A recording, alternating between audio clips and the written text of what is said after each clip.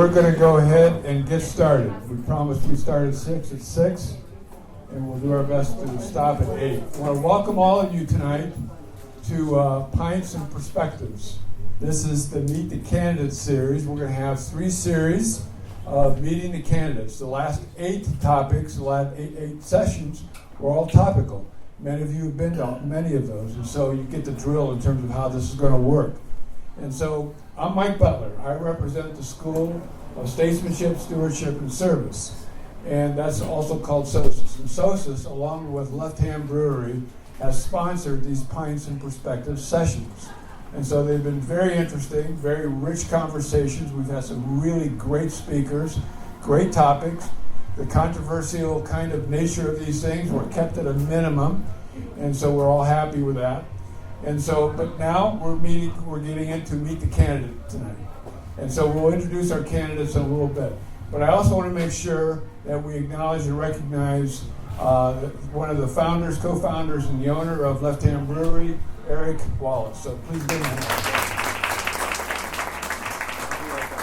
I'm going to get a coaster. Okay. He's going to get coasters for this table. I guess this table came from his kitchen.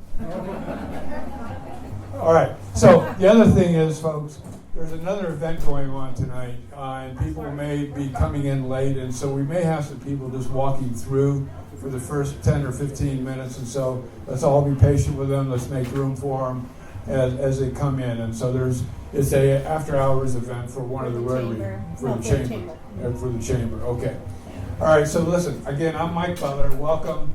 And the first 15 to 20 minutes, as we always have done in these past Pints and Perspective sessions, is we go through a little bit of a snippet of some instructions that SOSIS is giving. And so here we are. I'm going to let Eric do the coasters. You good? This is about the timing. It's just about the order. Okay. We needed something. Okay. Go. All right. So one of the first things we do when we teach from the School of Statesmanship, Stewardship, and Service is that we talk about the qualities, the attributes, the characteristics of what we believe statespeople are. And we use these terms interchangeably: stateswomen, statesmen, statespeople. And so just so you know, I'll probably be doing that through this time. And so that's what this is about. We believe these qualities, characteristics, and attributes are the leaders for tomorrow and even for today are going to need these in order to be able to deal with a more complex, fast-changing environment. And so we're going to go over a few of these. We're going to go over this quickly. This is a 3-hour class. We're going to do it in 15 to 20 minutes. And so we're going to go through them pretty quickly. And so the first one, we believe people who are leaders, statespeople, need to be adept at harmonizing contrast. How many of us have been in rooms? How many have been to council meetings? How many of us have been leaders where everybody in the room seems to have a different perspective? And is there anybody in the room that can harmonize those perspectives in ways that we can find a different answer that everybody can agree on? And so that requires an internal temperament on the part of the leader or the statesperson to be able to do that. They have to kind of give up their ego. They have to kind of give up my way is the right way. And perhaps a combined collective way might be the best way of all. And so harmonizing the contrast is an attribute that we think is important. This gets us closer to this idea. We've all heard the phrase that the whole is greater than the sum of the parts. Well, we teach that. We talk about that. And here's what it means, and here's what it looks like. And so if you have an organization of a couple of hundred people, or if you have a community of 100,000 people, then how do you begin to create a whole in that community that's greater than the sum of the parts? We believe that's important for our leaders to be able to do. And when we talk about leaders, we're talking about elected officials, we're talking about appointed officials, we're talking about people who oversee school districts, other businesses, and so leadership that have relatively sophisticated jobs have to be able to do these kinds of things. So adept at harmonizing contrast. We think we're going to have to get better at that. There's just not a lot of that going on right now. You don't have to go too far to kind of see how the divisiveness and polarization is alive and well, and you can name the issue. And there's going to be various perspectives and dimensions, and people tend to get dug into that kind of, and so people leave frustrated. And we believe that we're going to have to get better at figuring out how to expand perspectives and ideas to the point where everybody still understands and believes that their voice counts, their thoughts matter, and most importantly, their humanness is valued. And we believe our elected officials are going to need to be able to do this. They see the lens through the world. They see the world through the lens of goodness. This is interesting. So, you can look at our community and say it's a problem to be solved, or you can look at our community and say it's a possibility. You can look at people through the lens of their deficiencies, or you can look at people and say, there's a lot going on. They have lots of gifts. They have lots of talents. They have lots of resources. You can look at a lot of different things and say something's wrong, something needs to be fixed, there's a problem to be solved. And so we can look at the world, and often we do look at the world that way. And so in the role that I played as public safety chief in this community, more than anybody else, I knew what wasn't going well. I knew about the child molestations, I knew about the sex assaults, I knew about all the violent crime that was going on, the domestic violence going on in our community. But I knew also, because I was familiar with this community, that for every bad thing that happened, 1,000 good things happened. And so we need to see through the lens of goodness more so. We know that there are deficiencies out there. We know that there's problems out there. We know that that the media can dramatize the human condition and kind of market fear and fault a little bit. But we also know that there's another narrative, and there's another dimension out there, and that's one of goodness. Adept at connecting the dots across complex disciplines. This is becoming more and more a needed trait. So you can be good in one area, but are you knowledgeable about a lot of different areas, about a lot of different topics in different industries and different disciplines? We believe statespeople, leaders of today and tomorrow are going to need to be able to do this. They're going to work in highly complex environments. And as we all know, through the advent of incredible technology with artificial intelligence, that this is only going to get more and more necessary in terms of being able to do this. And so as we look at our candidates for the next 3 sessions, these folks tend to have this capacity to be able to do this. And so that's something we're going to have to be thinking about. Skilled and nuanced thinking. They see the world through continuums and spectrums. They don't get stuck in the binary, the kind of either-or way of looking at the world. Here's my box and there's someone else's box. And so we're going to argue from these perspectives of these boxes. Or are people more, hello, come on in. Or are people more kind of understanding that, there's all these nuances and all these subtleties in our mix. How do we identify those? How do we get to the point where we can see those and we can begin to see the grayness? So we're not black and white.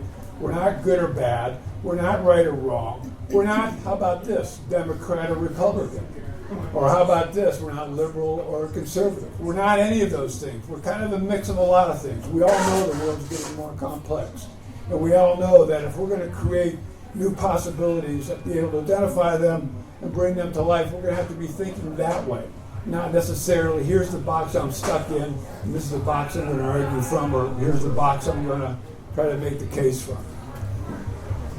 We encourage the study of trend lines versus headlines. Now, normally when we talk about this, I bring up 4 different books. The one book I'm going to bring up tonight is a book called Enlightenment Now, written by Steven Pinker. I recommend it to a lot of different people. I've recommended it to a lot of different people. But this is the idea of hanging in there and understanding that there's trends and trajectories that we should be more aware of than we are, versus getting caught up in the drama and acting and reacting to the headlines. And so the class is called Trend Lines versus Headlines. And so when we understand those trajectories and we understand those trend lines, we're more likely to kind of catch a wave or kind of attach ourselves to some momentum and inertia that we wouldn't attach ourselves to if we didn't know those trend lines. And so very, very important. And the other part of this that we talk about a little bit is that once you understand trend lines and once you understand trajectories and once you've seen what the past has offered up until now, and once you understand those origins a little bit better, and once you understand the future in terms of what kind of future we can create, it makes the present a little less trivialized. And so it's something that I think we have to really pay attention to. The other thing I want to say about this is When you become a partner with evolution, and we talk about that, there's a slide that we took out that we call partnering with evolution. When you partner with evolution and you understand that you're in this evolutionary process in our world, and you understand that you're understanding many more of those dynamics related to the evolution, that you can actually begin to see where you can potentially accelerate the evolutionary process, where these windows of opportunities come up, and you can say, okay, this is that window of opportunity where we can move that ball down the evolutionary track a little faster. And there's lots of examples we could give, but that's one of those things that we believe is important for statespeople or leaders of today and tomorrow to know and understand. People are comfortable in their own skin. How about that? Now that's easy to say, but we have some thoughts about that. We have people who are imbued with a graciousness that minimizes their hard edges. We've kind of defined, come on in, folks. Welcome. We define graciousness as that aroma of friendliness that emanates from a love-saturated soul. That aroma of friendliness that emanates from a love-saturated soul. Now, that's a little bit of a mouthful, but think about it in terms of that's who we can be. And we believe our statespeople and leaders of tomorrow need to be that way. We need to be thinking that way. How about the release of egoic dogmatism? So we understand, people can be dogmatic, they can be very egoic, and when they put those two together, they're kind of hard to be around. And so we don't think statespeople need to be that way. We think, a lot of people get stuck in those modes of being egoically dogmatic, but we believe we need to figure out how to dial that down a little bit. And then the last one is mature beyond our personal self-righteousness. What's that look like? I think we all understand what that means in terms of moving beyond these, being egoically dogmatic or personal or self-righteous or having hard edges in ways that those folks are just difficult to deal with. And so if we're going to harmonize contrast and begin to pull people together, we're going to have to figure out how to move beyond these three. Skilled at asking powerful questions. This is very, very important. Often leaders are put in the position, and if you ever went to a council meeting or if you ever went to a coffee with council meeting, you'll see that all that's expected of them is that they answer questions. And tonight they're going to be in answering question mode. There's no doubt about that. But let's see who decides who can ask a powerful question and answer to one of those questions. Let's see if that can work. Let's see if that can happen. And so because it does invite people to kind of re-examine where they're at. And we've utilized this, and I've utilized this to figure out how we can get people to choose accountability, how we can get people to kind of be more committed to something, how we can get people to actually take action. There are questions, and we can spend a lifetime with the art of asking powerful questions. We believe our leaders of tomorrow need to be much better at asking questions, because those are the kind of questions that will create new conversations or shift conversations that need to shift. If they're all up there stuck in giving answers, that kind of stops the conversation, doesn't it? It just says, I have the answer, and no one else is going to get involved because I'm the answer guy, so to speak. So skill at asking powerful questions. We have skills in terms of how to have the kind of conversations we can have. This is very, very important in terms of these conversations, in terms of leaders having these with those folks that they're leading, their constituents or the staffs that they're overseeing. The conversation of invitation. The invitation says that, people have choices. People can say no. They're not ruling by mandate. They're not ruling by force. They're not ruling by legislation. They're ruling by giving people an opportunity to say no to being involved or to seeing something a certain way. The conversation of possibility. I'm not going to go through all of these, but the possibility conversation is one that says, how do we create a different future? How do we create a future that's distinct from the present or past that we live in? And so that conversation becomes important. The one of ownership. How we all have to take ownership for the current reality, and we all have to take ownership for the future as well. The one of dissent. That's what brings diversity into the room, where people can't say no. They can't express their reservations. They can't express their doubts.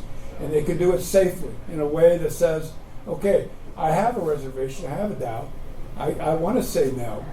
And so what's that mean? That doesn't stop the conversation. What stops the conversation is lip service or indifference. But if people say no, in fact, if they can't say no, guess what? Their yes really doesn't mean a lot. And so people have to have that right to say no.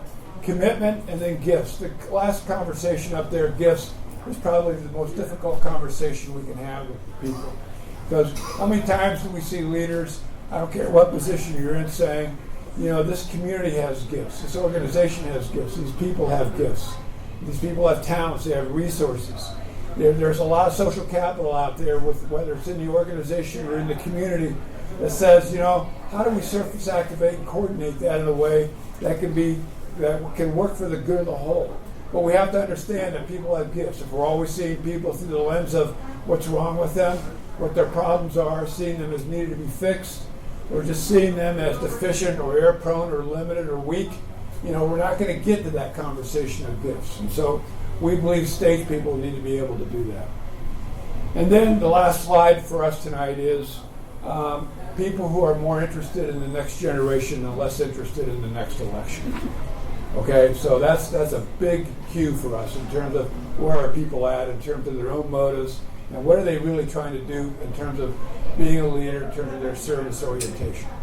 So anyway, that's the extent of what SOSIS has to offer. And so for you all, part of this is to try to set the mood, the tone a little bit, and say, here's what we believe leaders need to be like in the future. We call them statesmen, stateswomen, statespeople, but that's where we're at tonight. And so what I'd like to do now is to introduce our three candidates tonight. So if you all, the candidates, would please come up and find a chair. Huh? Any chair?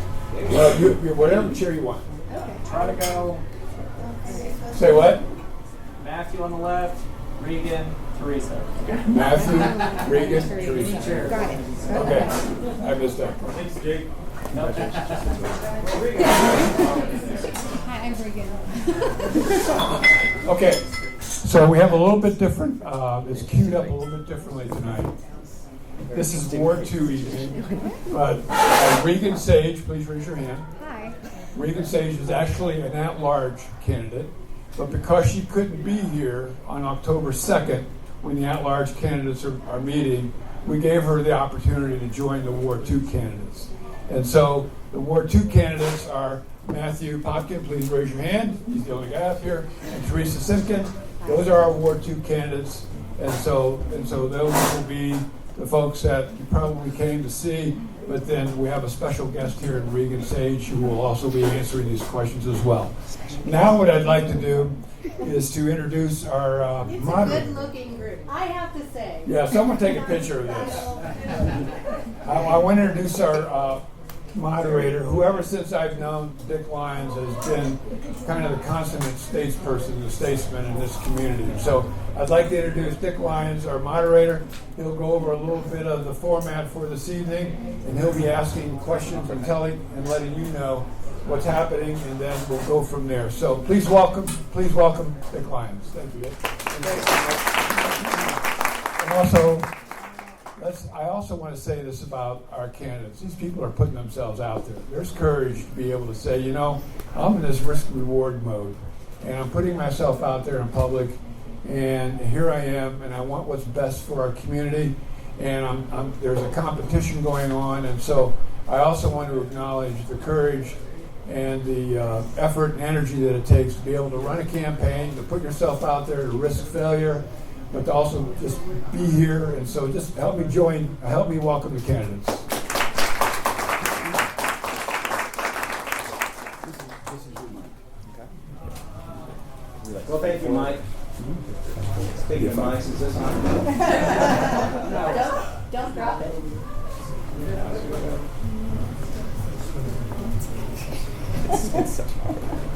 Thank you. As Mike said, I'm a longtime citizen. My wife and I moved here in 1979 to Longmont and raised our family here.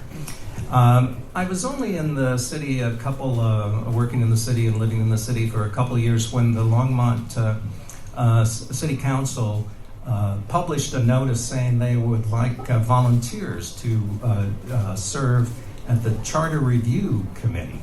The charter had been adopted the decade before, and it was time to review the charter to see what amendments were needed, to make recommendations to the city council, and if they approved them, they'd submit it to the voters. So I thought, this really sounds interesting.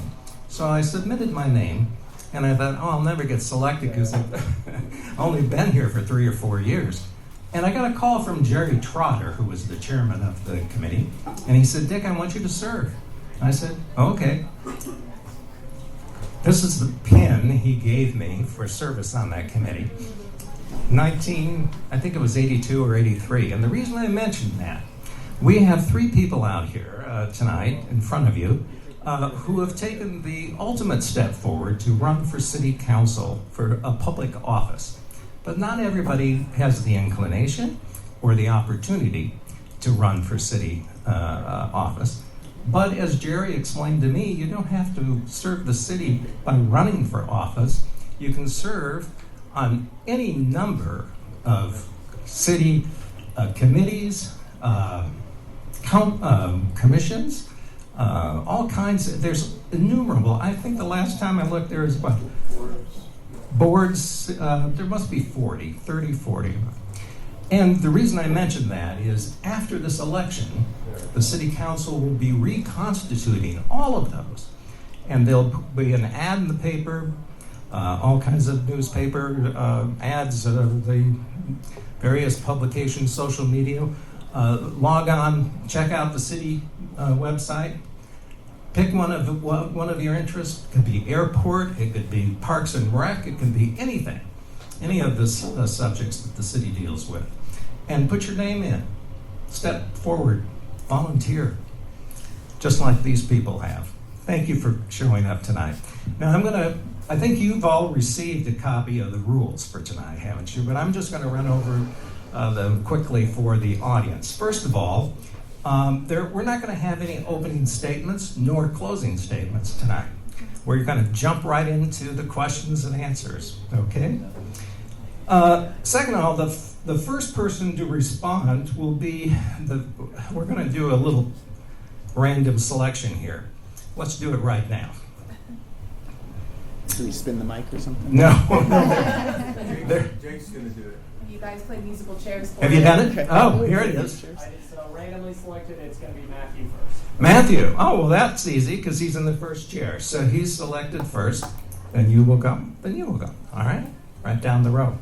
All right, so that's easy. Let's see. Oh, we've got 6 topics, and of those 6 topics, altogether we have about 12, 13 questions, okay? So we're going to move along pretty quickly because there's a lot of material to cover. But if you want to, you can reserve a little bit of time for the 2 that are running against each other. You might want to reserve some time for rebuttal.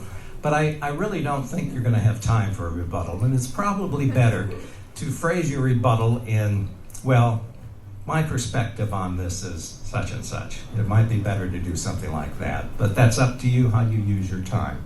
But I have a feeling with all of these questions, and they're pretty hefty questions, I don't know if we're going to have time for that. All right. And when you are done speaking, just put the mic down. That'll stop the clock, right? So that'll be the signal back at the back to shut it off. All right? And I don't think we're going to have any questions from the audience tonight, unfortunately. We're just going to allow them to speak this evening. All right, everybody ready? Well, let's just jump in. And Matthew, or do you prefer to go by Matt? Matthew, please. Matthew, okay. Now, I'll sit in my official moderator's chair and look you in the eye and say, okay, I'm going to ask you the first question, which is I'm also going to give you the topic before I give you the question, okay? Sometimes that helps to know what the topic is, isn't it?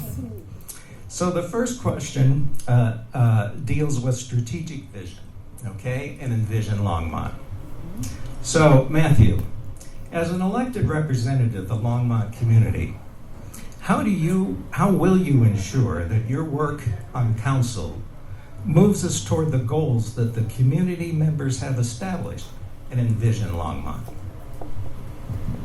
Thank you, Dick. Matthew Popkin, hello everyone, thanks for coming. I'll take 400 for long-term planning, please. Other way around. Currently, we have the Envision Longmont Comprehensive Plan that guides our sustainability, transportation, land use, development. We've had topics in the Pints and Perspectives series on this, but for those who aren't as familiar, it kind of guides a lot of our land use and development planning, really our growth strategy, if you want to think about it. And one of my top priorities is how and where we manage our growth. And the reason I say that is because we're at an inflection point in our community right now, where we've had the Envision Longmont Comprehensive Plan since 2016, 2017, when that was last approved, and we're almost reaching the tail end of that kind of relevance from a strategy almost a decade old. Yet that is still the guiding document that guides the plans, the market signals that are sent across the region, really. And so when we're thinking about how are we currently making decisions that reflect all of the community input that went into, I think it was about 16,000 different inputs of people in different ways, shapes, and forms that informed Envision Longmont almost a decade ago. We think about how does that influence the decision in terms of shaping the groundwork, but also where are we now and how do we really shape that? So when I think of how and where we manage our growth, my top priorities there are starting to shift to more infill brownfield development. Think the sugar mill, think our old industrial sites, reactivating spaces that other cities would be jealous of. If I said, hey, how would you like to have 300 acres right smack in the middle of your downtown core corridors where you could shape your future for generations? That's the opportunity we actually have right now, and that's what I've been working on for the last couple of years, first on the Planning and Zoning Commission in Longmont for the last 2 years, before I was appointed to City Council in January, partly on the Brownfield Advisory Committee, which does exist, in case you didn't know it didn't exist, and now both on City Council and as chair of our Longmont Urban Renewal Authority, which oversees those specific redevelopment areas. That's where we can handle more growth, that's where we take pressure off of existing neighborhoods, and that's where we leverage our existing infrastructure for a more sustainable and resilient future. Very good. So, the next subject is style of governance. Wait, are we just am I doing all this in lightning round, or are we going through? Go through the, okay, all right, I'm sorry. Reagan, you're next. 13 questions. Put 5 seconds back on the board there, please. Timer work. Could you explain? How does the timer work? The timer is being operated back there by the gentleman. That's what I mean. Do they get 20 minutes to answer questions throughout the... Correct. 20 minutes for all of the questions. Hit it, Reagan. Okay, so I was familiar with Envision Longmont before this, but I went through a very fine-tooth comb because I am a detail-oriented person as well as a big picture person. And honestly, I still think that Envision Longmont is a fantastic document.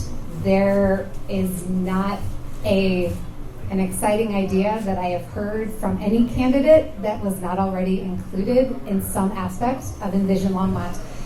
There were ideas that I thought, this is a great idea, it's so original, and I found it in Envision Longmont. I think there are parts of it that we have not followed up on. I think there are areas like the sugar mill and areas like North Longmont that have not yet been fulfilled. Our promise in Envision Longmont has not yet been fulfilled. And I do think we should take a good look at the map. That's my biggest issue with Envision Longmont is I think we should really take a look at the map again as far as what we want to build where. If we want neighborhoods to be more walkable, we need to be inclusive of other types of building. In single-family homes, we need some walkable amenities to serve our public. And I think we need to look at density. But for the most part, our guidelines are really very good. And I think most of the candidates have been speaking to what's in there, whether they know it or not. Very good. Teresa. Thank you. I'm Teresa Simpkins, and I worked for the city for 7.5 years, including during the time that Envision Longmont was being worked on. I was part of the broader team that worked on it. I was at a lot of the focus groups. I did a lot of the writing for it. So I'm very familiar with it. I'm going to echo a couple of things that Riegan said, which are that it hasn't been fulfilled yet. There are a lot of great ideas in there that we still have an opportunity to dig into. They're not only the main, first and main transit, but the sugar mills, as Matthew said, that's been a plan for ages, since before I moved to Longmont in 2013. And there's a conceptual plan for an amazing river walk along the St. Vrain. These things all require a lot of money, and we're not in a great time for that now. Envision Longmont also talked a lot about new amenities, like new rec centers, new pickleball courts, things of that nature that haven't quite come to fruition. Part of that has been the failure of the bond effort on the ballot, but part of it was also the way we as the city at the time positioned that on ballot. We didn't do a good job of it. We didn't do a good job of explaining it to folks. I agree with Riegan about the map. I actually have some issues with how we ended up doing the map. I had issues at the time. I would really like to take a better look at how that map was determined, particularly when we changed zoning in neighborhoods and did not specifically alert neighbors that their zoning was being changed. I would want to know that if my zoning was being changed. I, at the time, argued that we should be sending out mailers before city council votes on this to let everybody in those neighborhoods know that their zoning was about to change. But we didn't do that. I was just one voice. So those are some of my ideas around Envision Longmont. But I think there are some fantastic ideas in there. I think our community did a great job of being creative in their thinking, and I think that's the kind of spirit of Longmont that I'd like to see when we revisit it. Thank you. All right, the next subject is style of governance. Matthew? No, I'm going to start this time. has the coaster. I'll be the yeah. Oh, I'm sorry. You've got the coaster. I got the coaster. I was trying to protect the table. Well, I'm sorry, when I looked up, it was still in front of Matthew. So, all right, I apologize. That's okay. All right, so the subject is the style of governance. All right. How does your business or professional experience qualify you to set policy for the city? And can you give us some specific examples, one or two? So I think I'm going to speak more to what it is, the style of government and what I bring to that, because I'm not sure what makes somebody, like what brings somebody the professional experience to make laws. I think we are a country. It's not make laws, that makes policy. Make policy. Sorry. What makes policy? I will speak to what my qualities as a person that would lend to that. I am invested in listening to contrasting sides to ideas. I think it's very important to involve stakeholders in early stages of planning to determine how policy is going to affect them personally, not just what looks good on the veneer. I think that it is imperative. The job of being on city council is representing the people who live here, and representing requires that you know what people want and need, and what you set in policy affects them. I am very interested in hearing from the people who live here how things will affect them. I am very interested in making sure that what I believe that government at its best is a marriage of idealism and pragmatism. And we need to have good ideas, big ideas, but we need to know who's going to be affected and how we can implement those ideas. And I think it requires everybody. And Longmont is extremely engaged. I think we are a great place to do that. Okay. Teresa? All right, so one of the cornerstones of my entire campaign has been my position that I am a public servant and not a politician. I spent over 25 years of my career in government or government-related positions.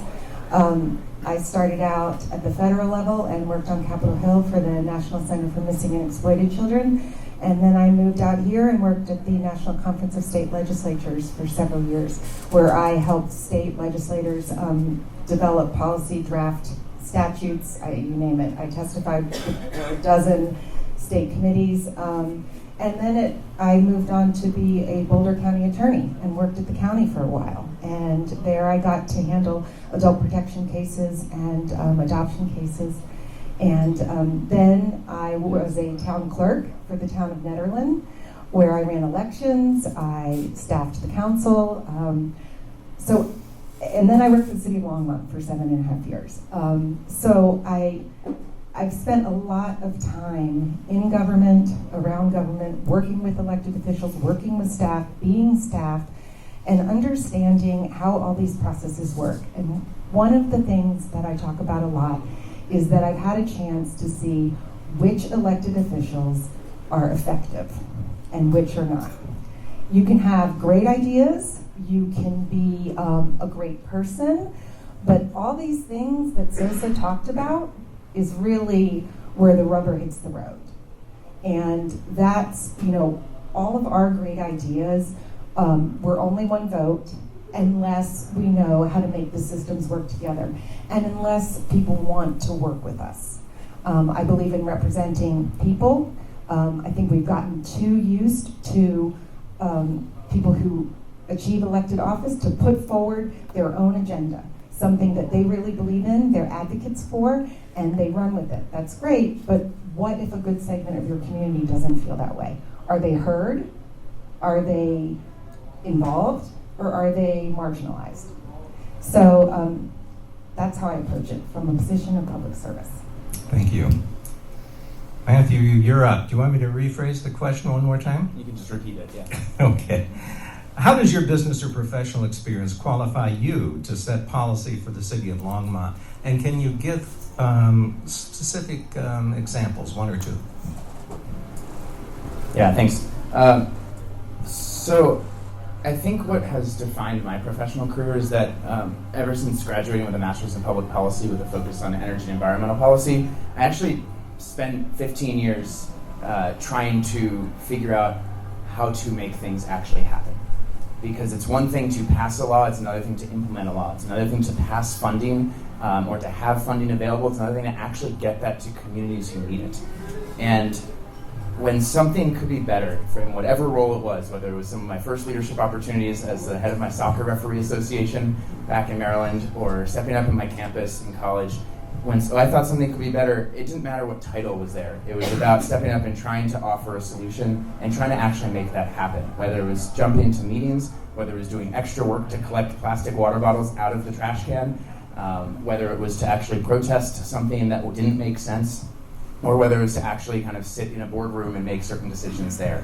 It didn't matter. I just leaned in. And when you lean in, you learn by doing. And I think that's really embodied my philosophy, because truly at my core, I believe it's actions that speak louder than words. And I think that's so important to think about when we think about who do we listen to in the community. It's very easy to listen to the loudest voices in the room. It's much harder to listen to the loudest voices and keep in mind who couldn't be there too, and who else couldn't speak up or didn't feel comfortable speaking up. They're all worth listening to. Loud, soft, present, not present. We're making decisions as leaders in our community for everyone, not just the people who show up, not just the people who can't. And that is a tough balancing act. If anyone tells you otherwise, they're lying. That is extremely challenging because there are complex problems, and and I think Mike said it earlier very well, like it's a spectrum of solutions. It's not a right answer because there's no right answer for everyone. There's no one size fits all in policymaking. And so I think what really matters here in terms of my personal style is I show up. I learn by doing, and then I try to understand the process. Because if you don't understand the process, nothing's going to get done. At my core, I'm a proactive doer and a creative problem solver. And I think that's how I've been able to have some success and gain unanimous support from the rest of my city council peers in the last 8 months for multiple things that I think are worth doing. At my core, I'm the city nerd who shows up and who tries my best to get things done. Thank you. Next question. Who's got the, Teresa's got the coaster. There's a lot of information you need to digest to be an effective city council person. How are you going to manage it, Teresa? Okay, so I went to Georgetown for law school, and I arrived there coming from Penn State and sat in a room full of people that came from Harvard and Yale and Columbia. And I was, the first week, pretty sure I was not going to make it. There was pretty much no way. But I learned, and talk about digesting a lot of information. One of my daughters just started law school this semester and called me crying last night. There is no way to read everything they want you to read. You know, you find ways, and you figure out what you need to dive deep into and what you already have a good grasp of. And understanding that and understanding like how it's going to be discussed, what are going to be the really important salient points of that discussion, anticipating opposition, anticipating community concerns. That's how you would look at this massive amount of reading material that City Council gets every single week, right? So so that is really what I would call on, is a lot of experience reading through policy documents, reading through law, reading through staff reports, creating those staff reports. So that would be how I would approach all of that documentation. Matthew, you're up. Another great example of learning by doing.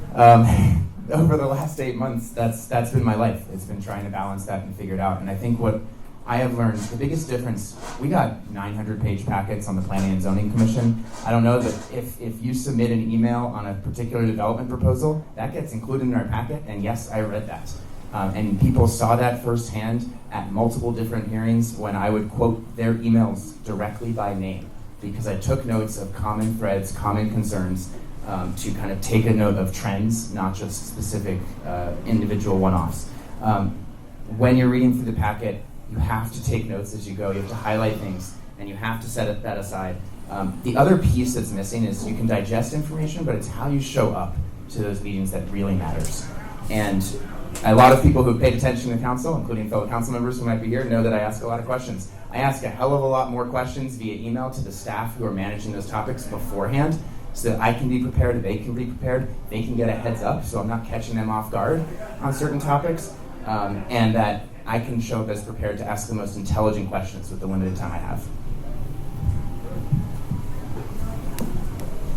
Well, I think you guys have covered it. Reading, taking notes, and asking questions. So that's kind of, I'm a big student, and so those are kind of the things I like to do too.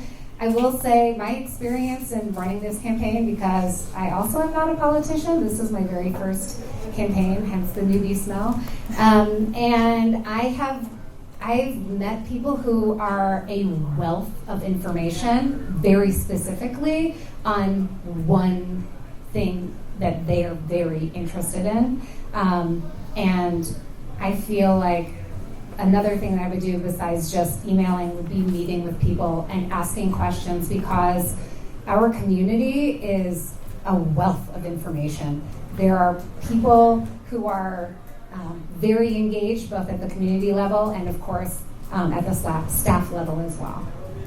Okie doke. I want all three of you to take a quick moment and look up at the time remaining that each of you has, okay?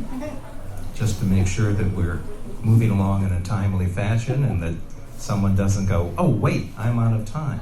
All right? So let's move on from style of governance to city culture. How to develop a culture with city staff so it's much more customer service is the topic. So we're back to Matthew as first.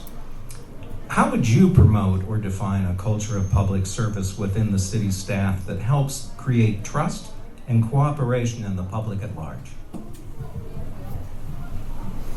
Yeah, I'll speak to this just briefly.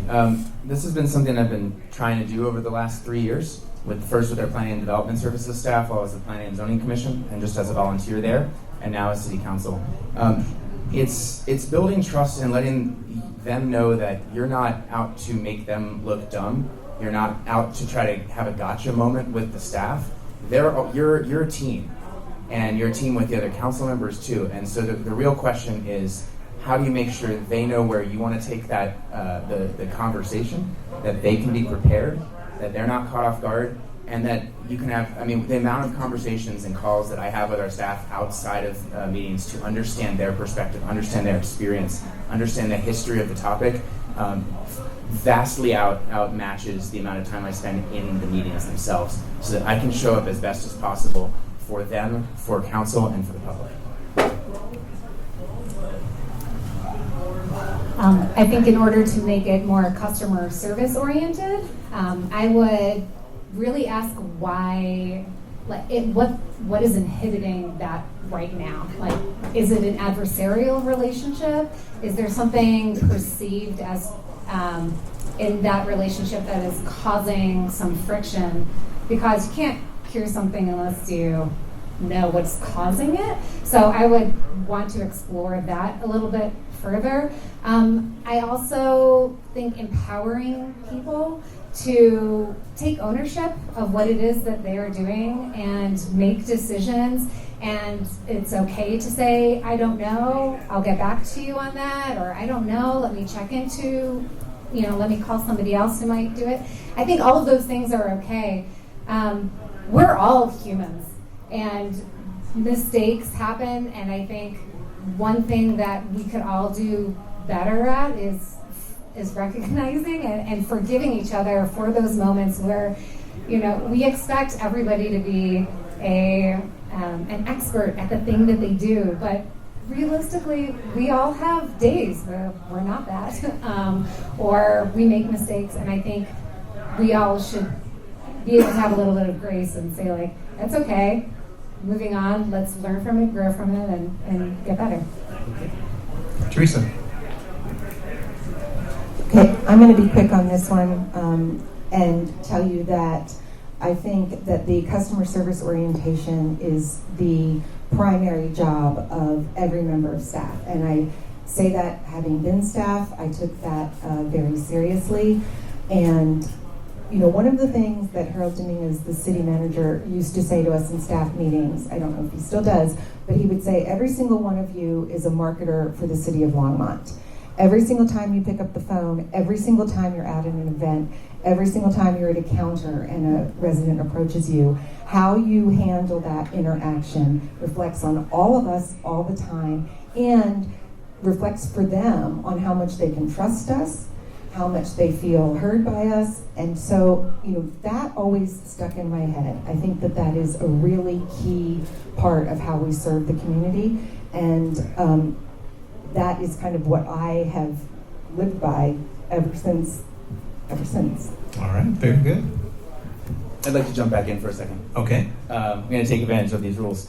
I just want to add two things. One, for those who haven't met me before, my day job is working with cities and counties across the country on ambitious and innovative sustainability projects. That's what I do as a nonprofit consultant, as a kind of ish role, technical partner for cities. I work with staff across finance, procurement, sustainability, energy, municipal utilities, transportation staff across the country. And I hear people saying they're going to fight for Longmont. I'm going to fight for this issue. Here's my definition of fight. In these situations, it's gently push at the right moments. It's figure out when to nudge the domino. And what that looks like here is 2.5 weeks into being appointed to City Council in February of this year, I sat down with our transportation folks and our city manager and said, hey, why is the Greenway Trail still closed? There's no construction happening. Can we temporarily reopen that? And after about 10 minutes of a little bit of back and forth of like, well, here's what the engineers say, here's not, they said, you know what, we can temporarily reopen it. It'll probably just be open for 2 months, but people can appreciate that for the first time in a decade or since the floods. And it ended up being 4 months. And that was something going into spring that people really appreciated. It wasn't a policy, it wasn't an ambitious rally, but it was a small, focused meeting to gently push the needle to improve the quality of life here. Thank you. All right. We have another question on that. You mentioned, Matthew, the package, the planning and zoning was how many pages long? Some are 900. Well, council packages can be as many as 1,000 pages. Mm-hmm. So the question is, should the council positions be full-time paid jobs? And if not, then how would you balance the workload of between city council and your own profession? So even though I have an MBA, I've worked in the past, I have been a stay-at-home mother for the last 6 years, and my youngest just went to kindergarten, so I actually can make it a full-time job.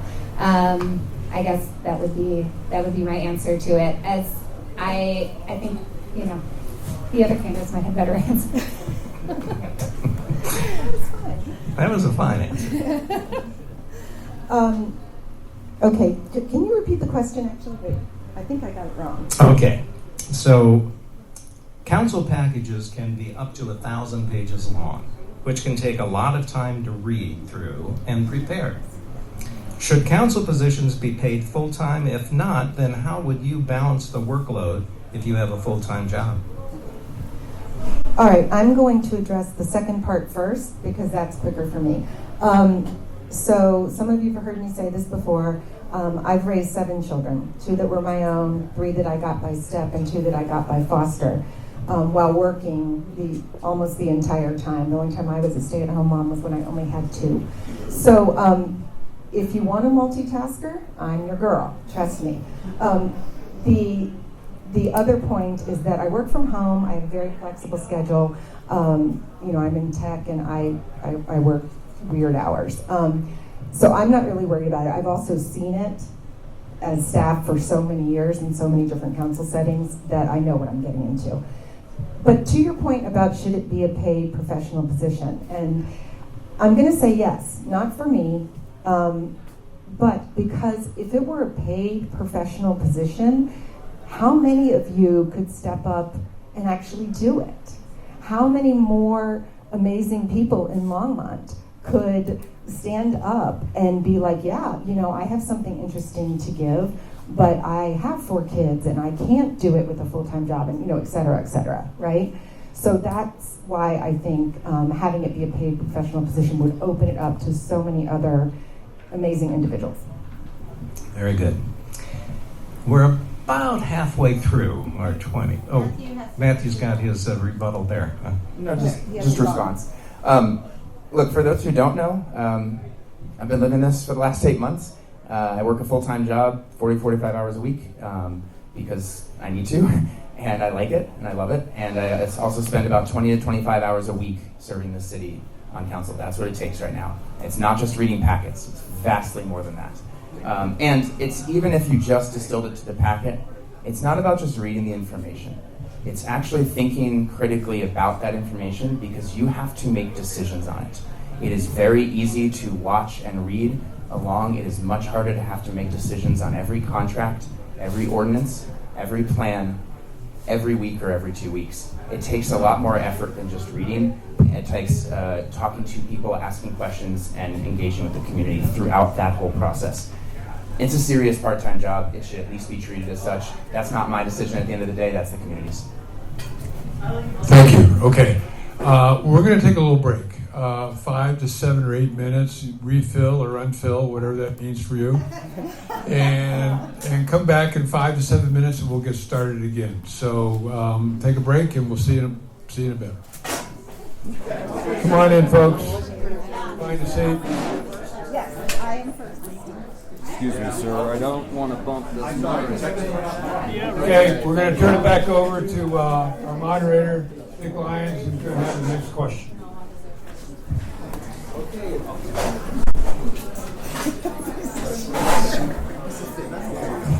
Okay, Teresa, you're up first. The topic is critical thinking. Ooh, critical thinking. Okay, critical thinking.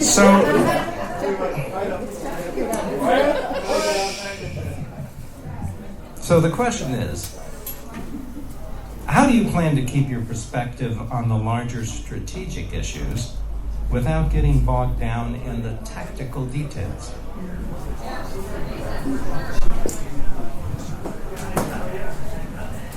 That is a really great question because I think it's something. I thought so too. Yeah, because I think it's something that most elected officials that I've worked with have struggled with at one point or another. It's very easy to get lost in the trees and lose the forest. I tend by nature to be more of a forest person than a trees person, so it actually comes more naturally to me. I have to I have to pay much more attention to pushing myself to make sure that I dig into all of the trees. I think that elected officials that are making policy need to be first and foremost forest people. They need to see the whole picture, and they need to think with every policy, how does this integrate into what we already have, and how is it going to affect what we already have, whether that is growth, whether that is putting a new amenity out there like a rec center.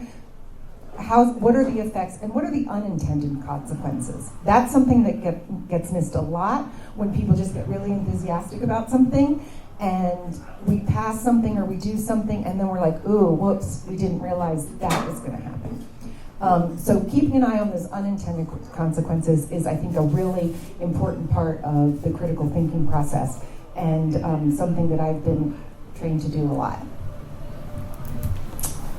Matthew. Ditto. And what I'll say, I'll give two examples here of two very different ways that I approach different challenges in the community.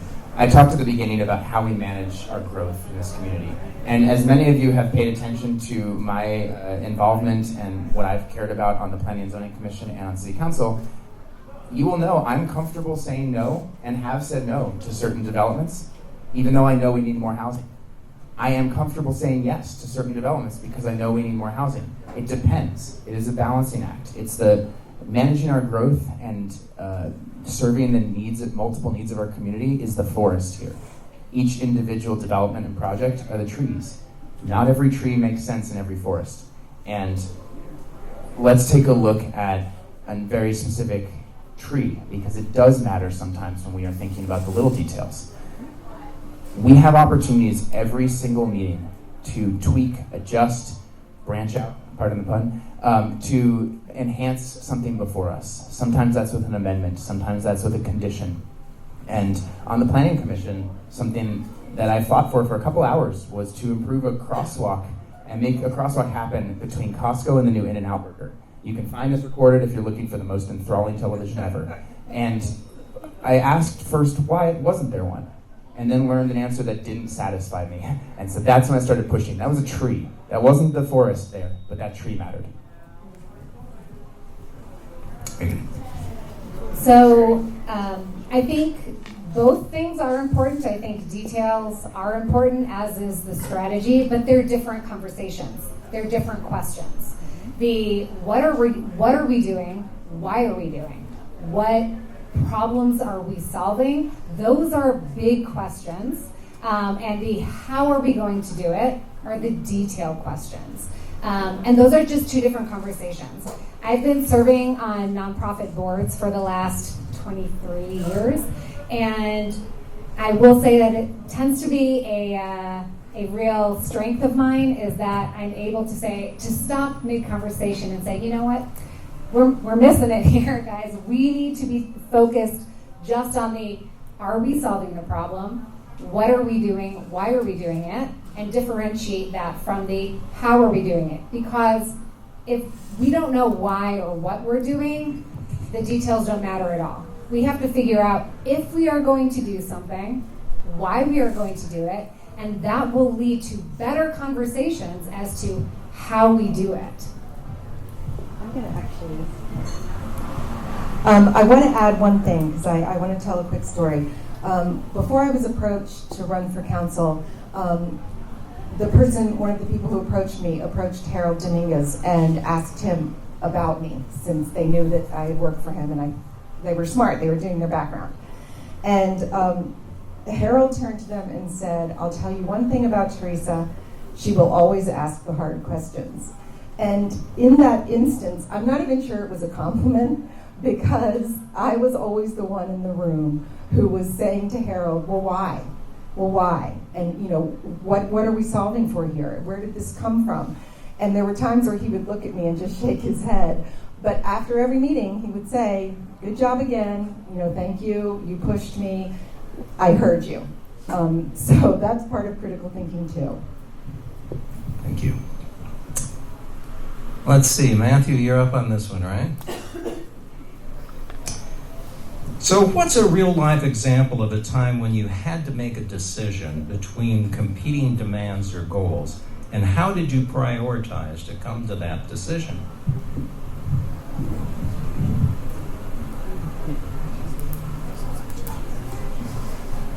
Can I buy a vowel? Anything but more time.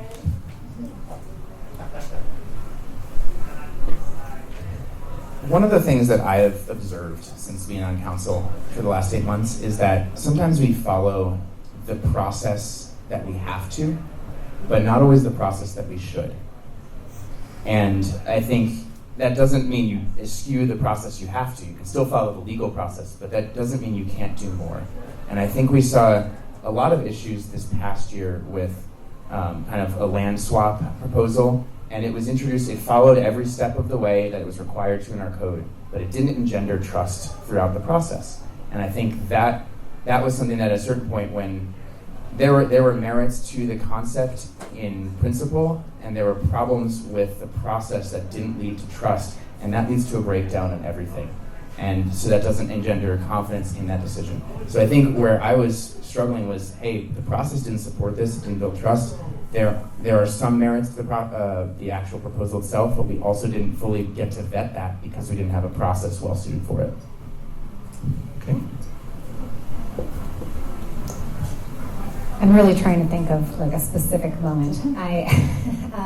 But I think something we all have to do is dealing with time, right? It's all finite for all of us. We all have limited amount of times, and so I tend to be a hand raiser. I volunteer. I like to help my personal friends and family.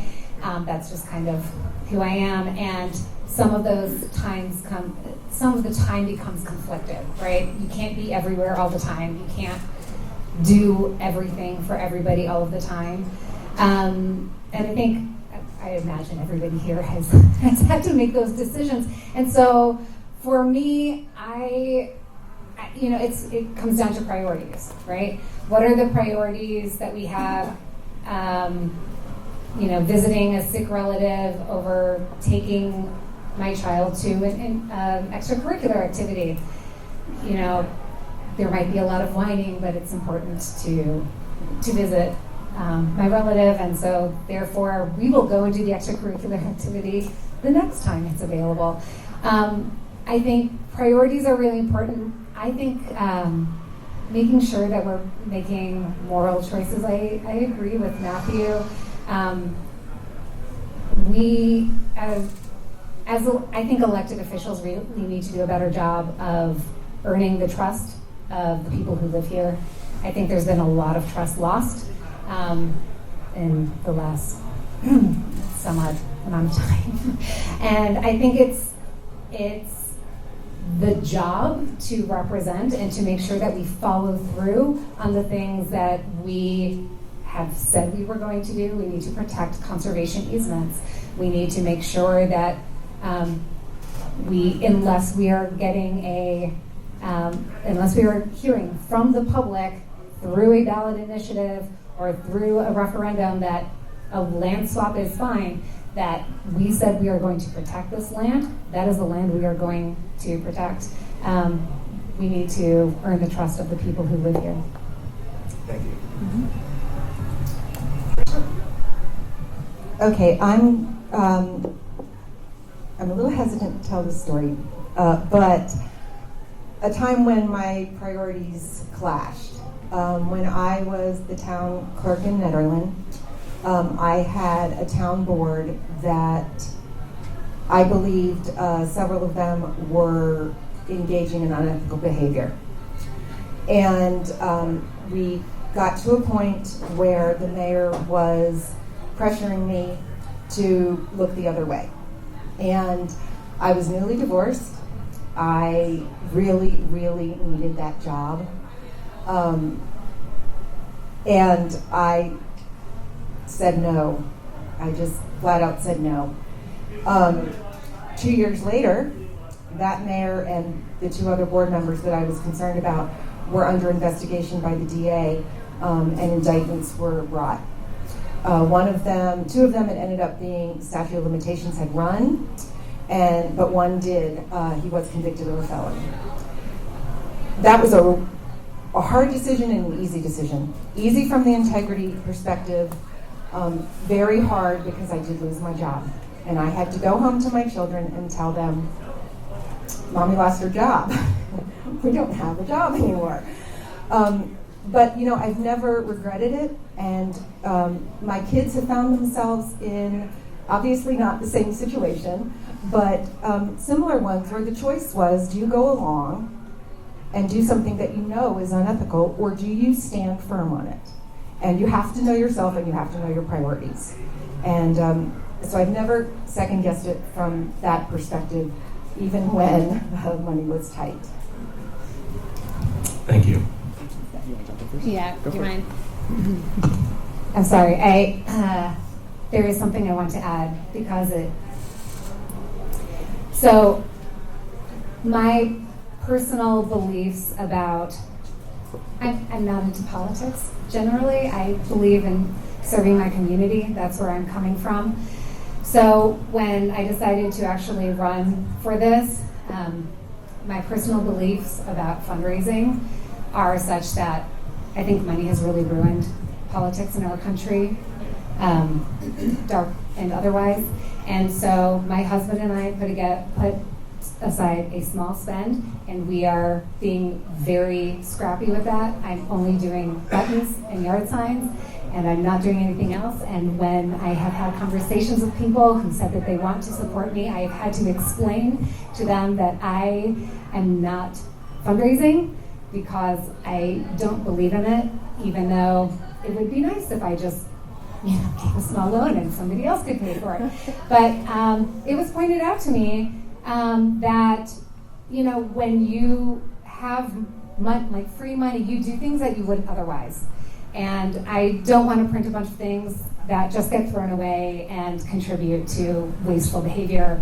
I don't want to contribute to the idea that this is what our politics requires, is that if you want to act as servant to your community, you have to raise a bunch of money. I don't believe in it, so I don't do that. I do think a moral compass is a very important guide when it comes to making these hard decisions. Yeah, I'm going to jump in again too. I want to take a minute to talk to some residents in Ward 2, and they will know who they are. I'm not going to name them. There is a proposal to, it's called the Quail Road development. And I think one of the hardest decisions I've had to make on council was whether to re-refer that back into the annexation process. I opposed it when it came back, second meeting of my council tenure. I listened to residents. It was not a great proposal for Longmont. What came back was better. And it provided 47 affordable for-sale homes to members of our community. And I couldn't in good conscience say no to the opportunity to try to make that development work. I don't know if it will. It was a procedural vote. I wrestled with that extensively, and I think I still do. I probably would have had a very easy campaign if I just said no to it. and I knew that, but I couldn't in good conscience say no at that point in the process. There's always an opportunity to rethink it, see if it gets to the point where I'm comfortable, but I couldn't say no to starting that process to see if it had a chance. Very good. All right, we're going to move on to seeing the big picture. And I think it's me. That's Liz. All right. yeah, you're Big on. picture. Okay, the question is, sustainability is a word that we banter around a lot these days. So I'm going to ask you, how do you define sustainability? I mean, I do think it depends on the context, but generally, I think sustainable means there is not extended growth for forever. There needs to be some way of plateauing, and I like a sustainable plateau. It can look healthy, it can be flourishing, but it doesn't mean growth in one particular area for forever. I don't know. I think that we have a lot of systems that are built unsustainably by design, and I think we're seeing a lot of repercussions of that. It makes it difficult to live in a world where everything always has to be growing, and I think we have to work a lot harder.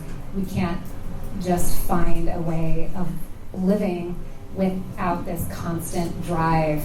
I think drive is great. I think a personal drive is excellent to want to grow and want to learn and want to contribute and want to create, but only from external sources, I think, can be toxic, and I think that is contributing to some of our unsustainable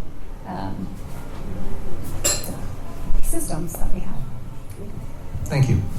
Teresa, how do you define sustainability? So I remember when sustainability in government meant having recycle bins. And that was pretty much the beginning and end of the sustainability discussion. And we were all very proud of ourselves and patted ourselves on the back and thought we were doing a great job.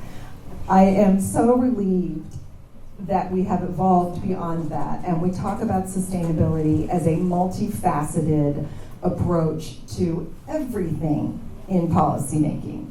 So yes, sustainable environment, obviously, sustainable natural resources, particularly things that are finite, like land, right, like open space. But then there's also sustainability in terms of sustaining your community. When I first moved to Longmont, I feel like we were at one of our many in history tipping points. Were we going to change or were we going to die? Main Street was kind of withering on the vine, and instead we cleaned it up and we turned it into this vibrant, amazing downtown that is great for people who live here and for people who come to visit. It's become a sustainable community, a sustainable business community. Economic sustainability is super important, and we have to factor that into the things we do as well. Sustainability in terms of the kind of communities that we want. Do we want to become a bedroom community where everyone commutes somewhere else? Do we want to become an upper middle class community where you cannot afford to live here if you don't make X amount of money? If we don't want those things, we have to think in terms of sustainability in those areas as well. So I take a really holistic look at what we mean when we talk about sustainability. And I think it colors every single policy that I look at when I'm considering the city.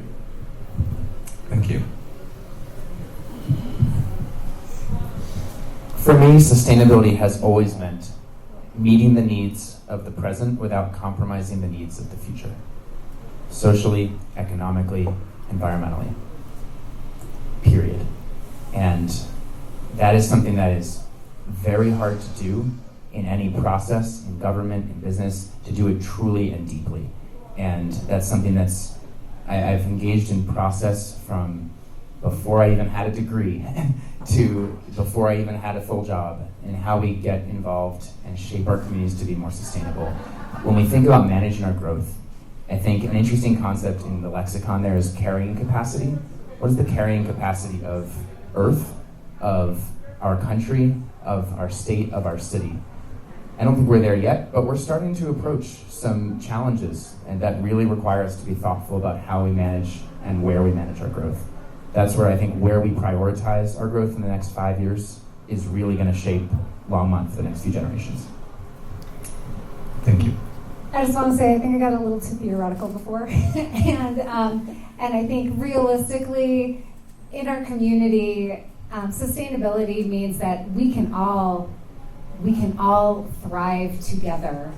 That we don't have any sector that is falling behind because we haven't done a good job of making sure that as we grow and rise up, we take everybody with us. We make sure that we manage our resources well so that we can continue to thrive and be responsible, each of us individually, responsible for what it is that we are contributing and what we are taking from our environment and community.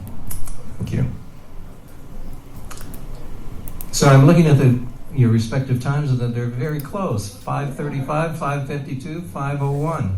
And we've got 2 really good questions left, so you can afford to take some time on that, okay? And the subject is social capital.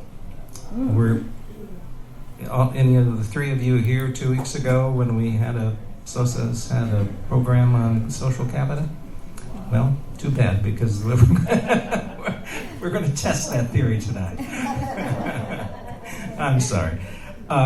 So how do we leverage the abundance of the untapped social capital that is available here in Longmont?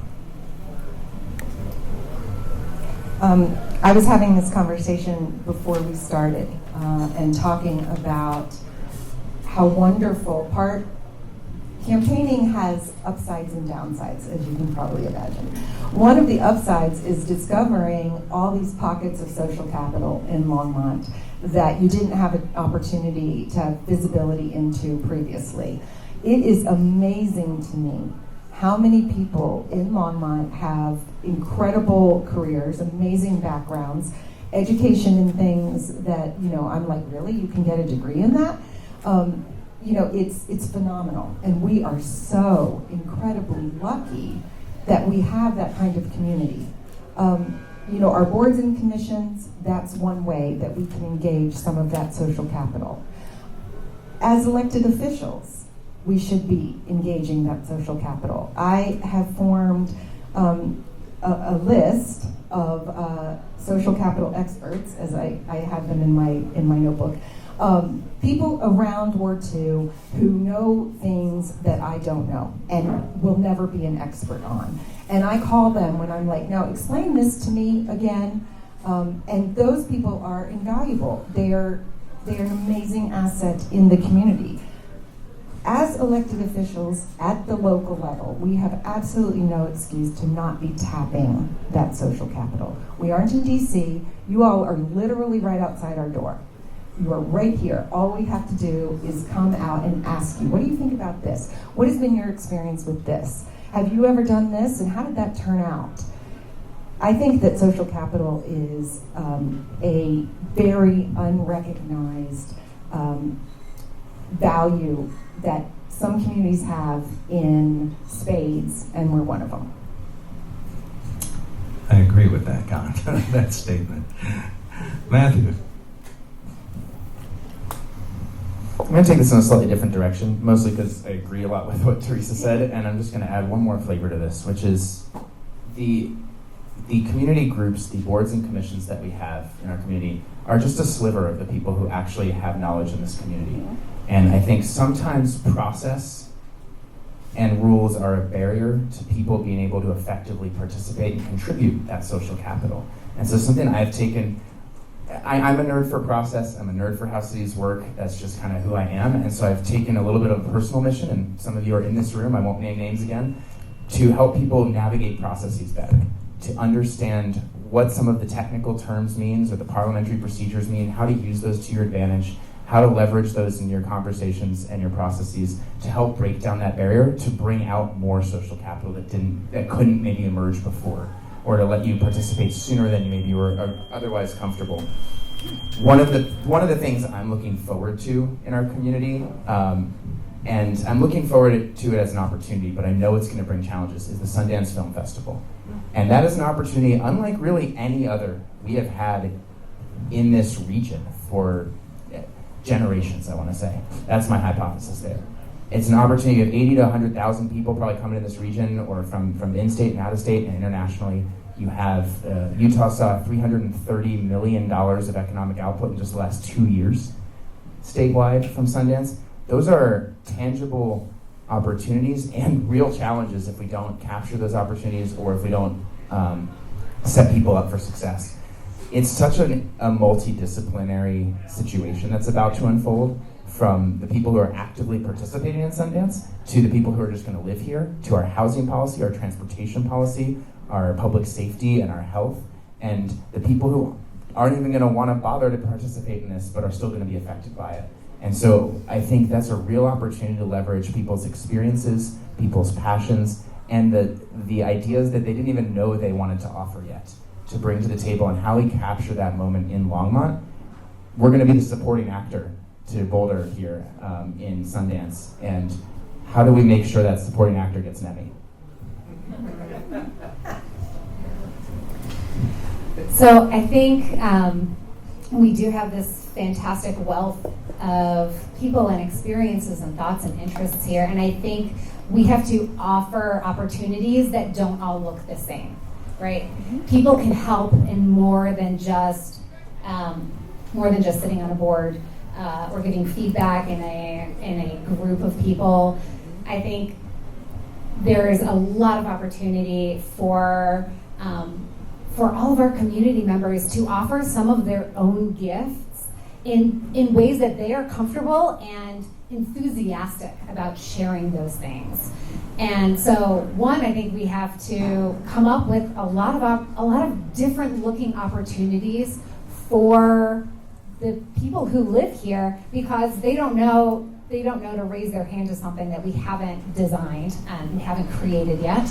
And so we need to reach out and have those conversations about what people's strengths are, what they are willing and interested in sharing. And I had another idea. Take your time. Yeah, you have lots of time. I got lots of time. I'll sing a song. And I think, we have to have those conversations and create those opportunities for people to engage where they are comfortable and excited about doing so. Very good. So we're down to what could be our last question. And I have a feeling that we may use up all your time on this one. Okay? So Matthew has the Matthew's got the magic wheel. Yeah. There you go. Okay. All right, Matthew. How would you encourage community participation from the diverse populations, including youth, seniors, and non-property owners? All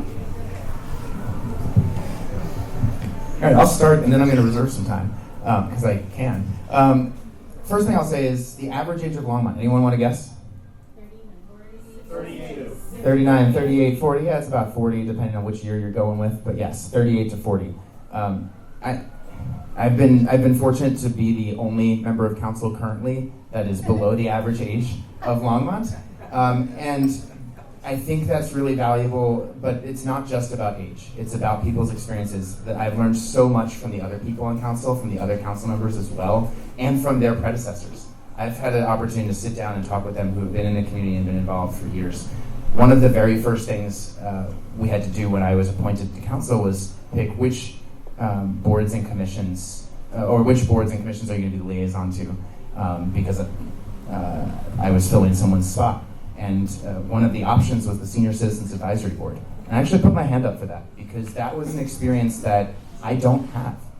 That was a perspective that I can't bring to that, but I do have to make decisions that impact all seniors. when I'm on council. And so I said, you know what, I absolutely want to be in that room. I absolutely want to hear from the people on the Senior Citizens Advisory Board, get to know the Senior Center that does some of the most incredible programming in Boulder County for seniors here. Check it out if you don't believe me. It's fantastic. People come from outside of Longmont to come to our Senior Center for the very programs, for the very tours that they offer that take people, again, outside of Longmont. Like, that is something that happens here. And then, building off of what I was saying before, thinking about who gets involved and who is able to participate effectively on our boards, commissions, advisory boards, and community groups, reaching out to those. I can't tell you the number of tours or meetings I've had since being appointed, and I, again, won't name names because it's personal and it's specific to their organization, where they said they hadn't talked to a council member before, they never had someone come. And I didn't even know I was doing anything special.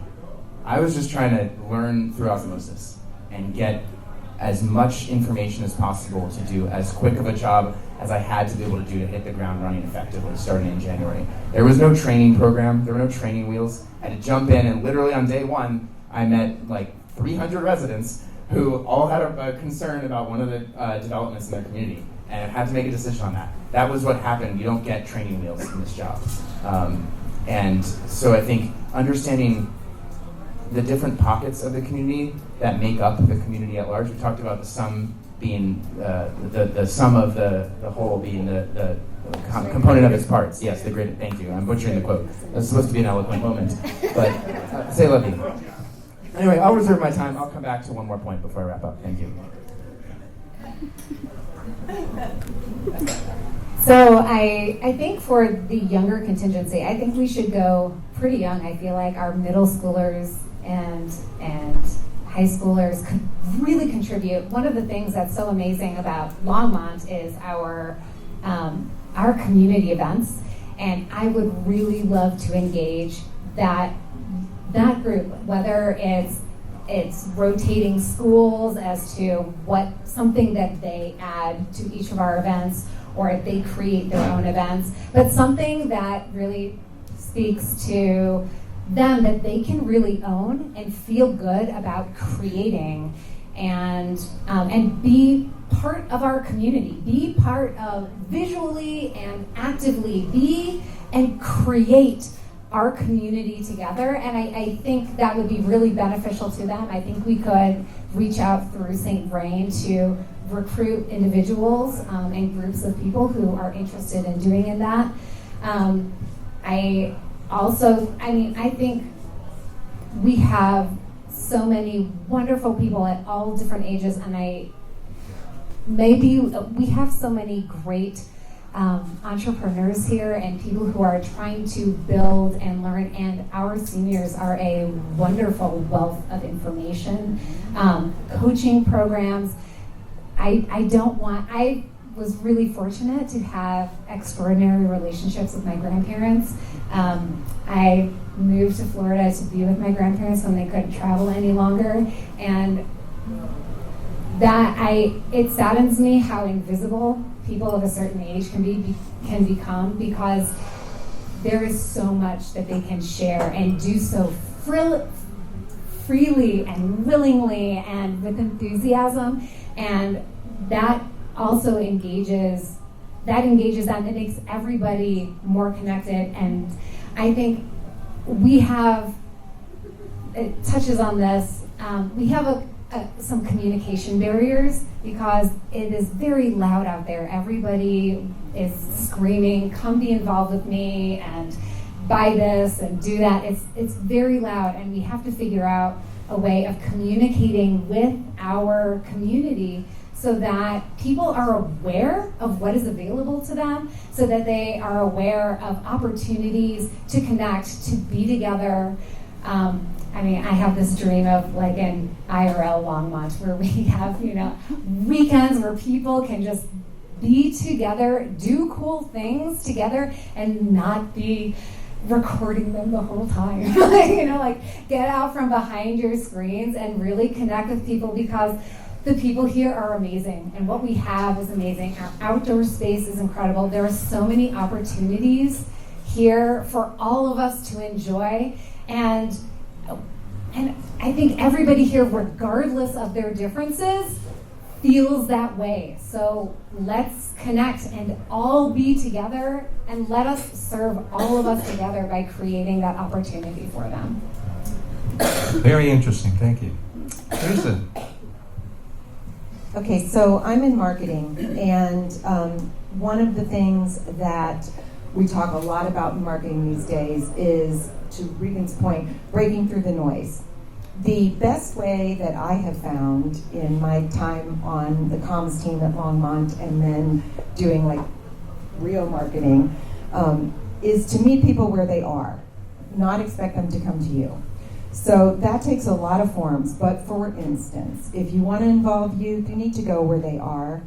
You can't just post something on the website and expect that they're going to sign up. It's not going to happen, right?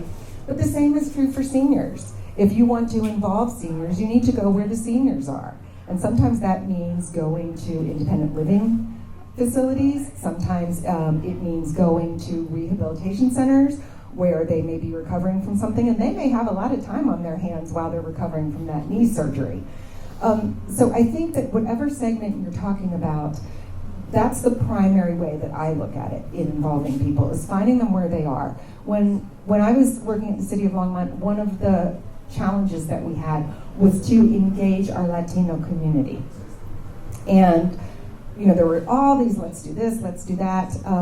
One of the most effective ways was to go to their churches and talk to their priests and say, hey, we have this great program, would you tell your parishioners about it? It's free, we're not asking for anything, just that they can come.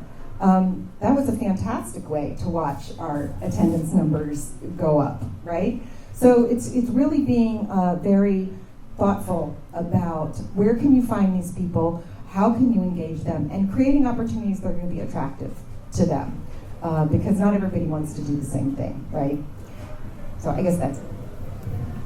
Well, you still have 1 minute and 9 seconds, and Riegan, you've got 59, and Matthew, you've got 25, and I believe that you wanted to use those 25 for some. It's your turn. You have the magic poster. I'll wrap up with one final comment. Effective government, to me, means that you are proactive. That government is proactive, not just reactive. There will be things that you can't foresee, that you have to react to. But there are also opportunities that you have to be proactive for. When we talk about a community engagement that's effective, it has to be proactive, it has to be intentional, and it has to be with purpose. Otherwise, it's not worth doing. Riegan, you still have 59? Mic drop.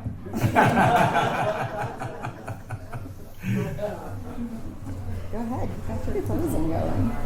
Yeah, I was told not to prepare closing remarks. So I just want to thank you all for being here and for being engaged. It takes you to make democracy work. Longmont is phenomenally engaged. I am really proud to be a part of that engagement. It's a great place to live. Let's just make it the great place to live and a wonderful place to visit. Thank you. Teresa, you still have 1 minute 9, but I'm sure you won't use 1 minute 9 to wrap it up. I think since I have this extra time and it's not devoted to a specific question, I actually want to touch on some of the things that Mike covered in the SOSA presentation before we all got started. Because I have to say, and I'm sure many of you share this feeling, I loved it so much. I loved the emphasis on representative government. I loved the idea of collaboration being part of leadership. I loved the idea that you need people who are willing to ask hard questions, but also able to have soft edges so that other people want to work with them, that they aren't just contentious, right? I think that the idea of SOSA, thank you so much for doing this. I was not super familiar with them prior. And I think that when we talk about these assets that we have and this social capital that we have in Longmont, they're a great example, right?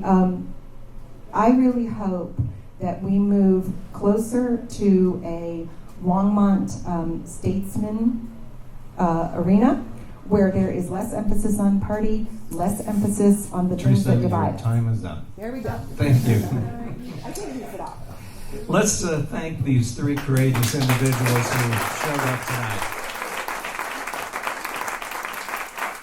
Thank you very much.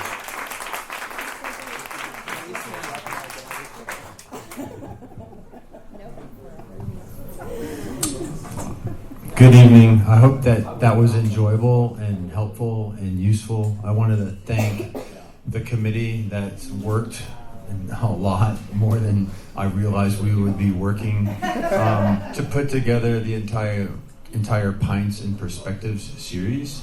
I think we've had a number of really great speakers so far through the 8 topical sessions, and now we're having people that volunteer to put themselves out there and serve the community. So I want to, and the committee members know, I'm not going to name everybody, but they know who they are. There's been a lot of input.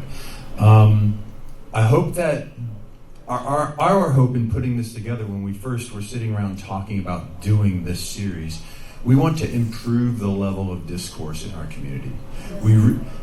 Everything, and this is my own personal thing, the stuff that's happening at a national level, international level, is so maddening that I've really tried to focus on what can we do locally. How do we make Longmont better? How do we make reasonable decisions? How do we take the left and the right out of it? And how do we come up with solutions that work for us, for the next generations? I'm really focused. I have 3 kids, 2 of whom work here. What's going to be here for them? I want to help build community. We want to bring people together. That's why I'm doing what I'm doing in the beer business. Many of you are aware of what we do in our community events and our foundation events, and how much we try to support stuff going on in Longmont.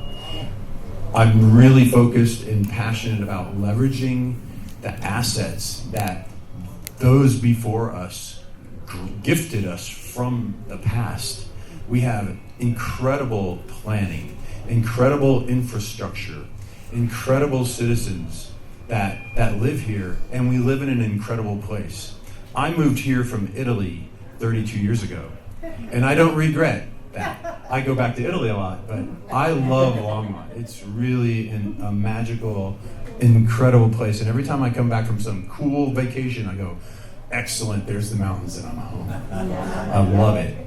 So please tell your friends about what you experienced tonight. I hope that we gave you a different kind of candidate forum. We really want people to be honest and open and answer questions. And we basically have a no stump rule. We don't want to hear the stump. You can hear it anywhere. We just want people to expose themselves so that we can understand how they think, and are they qualified to lead us in a visionary direction so that we get away from the yes, no, black, white stuff. That's why we partnered with SOSIS, with Mike and Carol, to do this. We really wanted to bring a different look to this. So tell your friends, tell them to come, tell them to watch the videos, and really thank you for supporting what we're trying to accomplish. When are the next 2? Next one. The next one is October 2nd. That will be the at-large candidates, except for Riegan, because she jumped the gun. And then on the 16th of October, the mayoral candidates will be here in the room, and we'll do it again. So thanks. Tell your friends. Bring more people.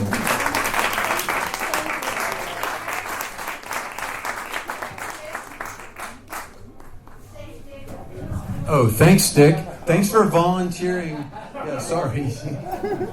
Thanks for volunteering to do this. I thought it was great, and yeah, we really appreciate it. Getting everyone involved. Everyone that said yes to us, thank you so much for saying yes when we called you, emailed you, texted you, hey, would you be interested in trying to be part of something experimental here? Yes. Mike, you have anything? No. All right, thanks, y'all. Bar's still open for a little while. I'm going to have a beer.